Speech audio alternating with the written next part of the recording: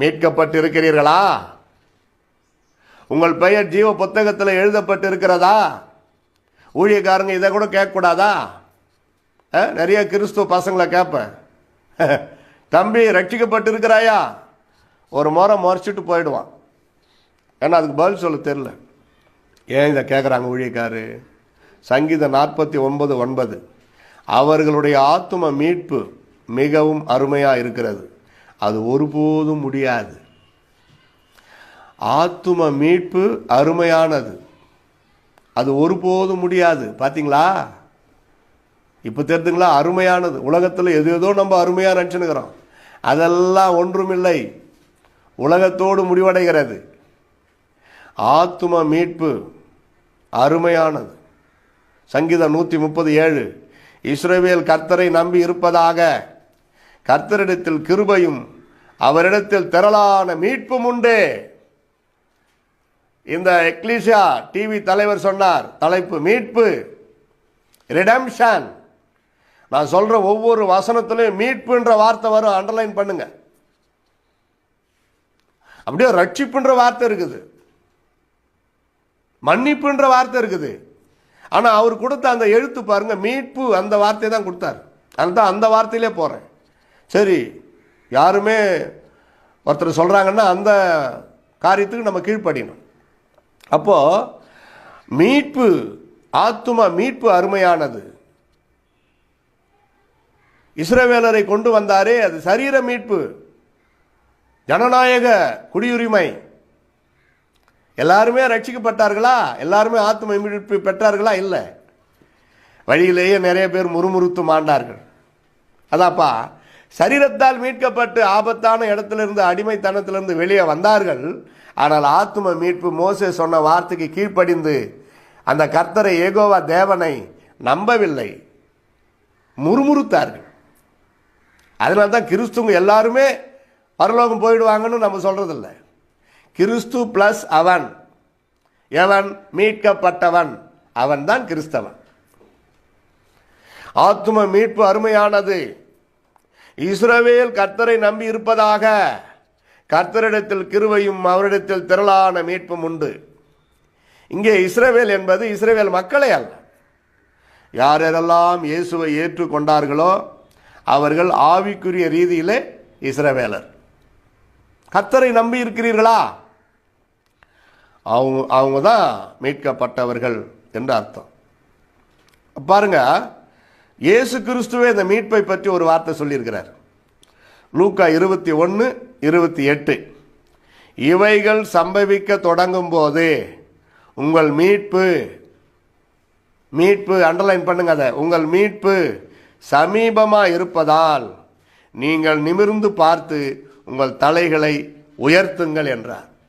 இயேசுவே சொன்ன வார்த்தை இது, வேறு யாருமே கிடையாது. எவைகள்? அதுக்கு முன்னாடி வசனத்தெல்லாம் படித்து பார்க்கணும். அவர் மறுபடியும் வருவதற்குள்ளாக இந்த உலகத்தில் என்னென்ன நடக்கும் என்று அவர் சொல்லி இருக்கிறாரோ அது எல்லாம் நடந்து விட்டது. இனி நடக்க போகிறது ஒன்று உண்டானால் இயேசு வருகை தான். The rapture will happen. அதைத்தான் நாம் எதிர்பார்த்து கொண்டிருக்கிறோம். ஆனந்த பாக்கிய நாளுக்காய் நாம் காத்திருக்கிறோம். இயேசுவின் வருகை ஒரு ஆனந்த பாக்கியமான நாள். இயேசு சொன்ன மீட்பு பார்த்தீங்களா? மீட்கப்பட்டிருக்கிறாயா? இயேசு சொன்னாரே, ஒருவன் மறுபடியும் பிறவாவிட்டால் அவன் தேவனுடைய ராஜ்யத்தை காண மாட்டான். அது என்ன? அதான் மீட்பு. மீட்கப்பட வேண்டும், மீட்கப்பட்ட அனுபவம். இது ஒரு விளையாட்டாக, கேலி பரியாசமாக புறஜாதி மக்களுக்கு தெரியலாம். கிறிஸ்தவர்களே கேலி செய்யக்கூடாது. நீங்கள் வைத்திருக்கிற பரிசுத்த வேதாகமத்தை எடுத்து படித்து பாருங்கள்.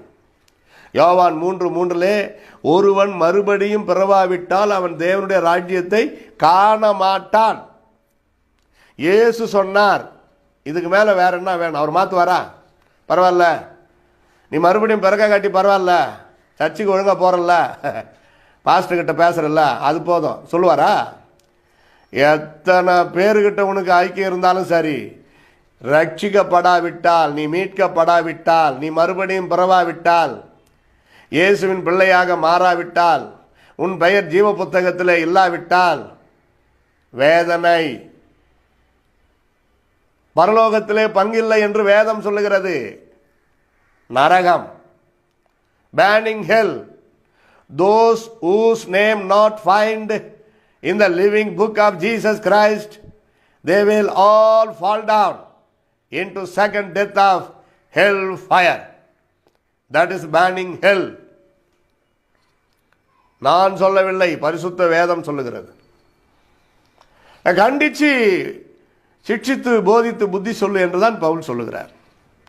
இவைகள் சம்பவிக்க தொடங்கும் போது உங்கள் மீட்பு, இது என்ன மீட்பு? இயேசுவின் வருகையாகிய மீட்பு. நான் சொன்ன கடைசி மூன்றாவது மீட்பு, அதுக்கு ரெடி ஆவறீங்கன்னு அர்த்தம். இப்போ நம்ம கேள்விப்படுறோமே, எங்க பாரு கொரோனா வைரஸ், கடைசி நாட்களிலே கொள்ளை நோய்கள் வரும்னு சொல்லிட்டாரு,